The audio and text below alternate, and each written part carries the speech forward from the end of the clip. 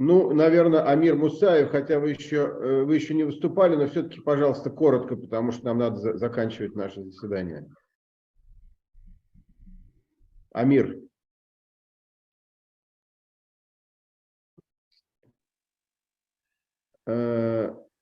Алло. Да, пожалуйста. Слышно меня?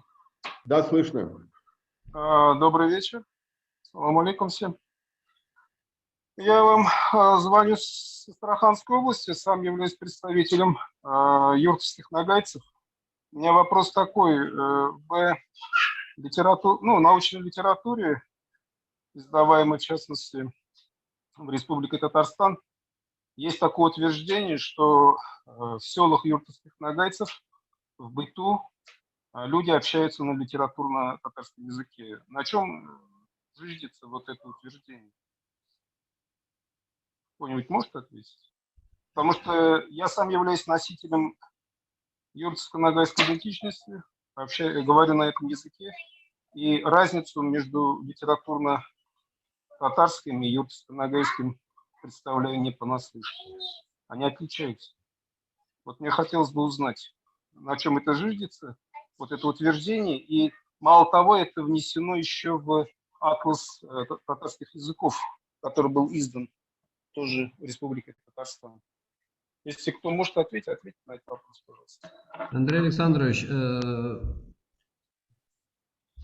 если мы сейчас поднимем еще и вопрос нагайцев, мы до утра, конечно, не... Мне кажется, это отдельная уже тема, это уже необходимо, уже, может быть, по этому вопросу астраханской татар у нас тоже такая отдельный вопрос, надо поднимать, каком, где конкретно это было написано, кто написал. Ведь известно, что функции татарского литературного, вообще любого литературного языка, она немножко другая. Это язык преподавания, это язык средств массовой информации, это язык государственного управления, это язык науки.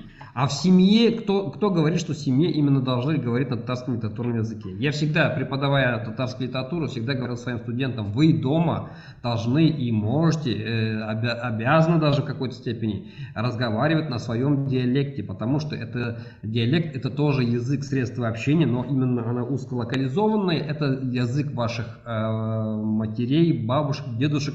Никто этого не опровергает. Но сейчас мы уже, я думаю, не будем углубляться к этому вопросу. Это уже тема, наверное, следующих наших встреч, может быть.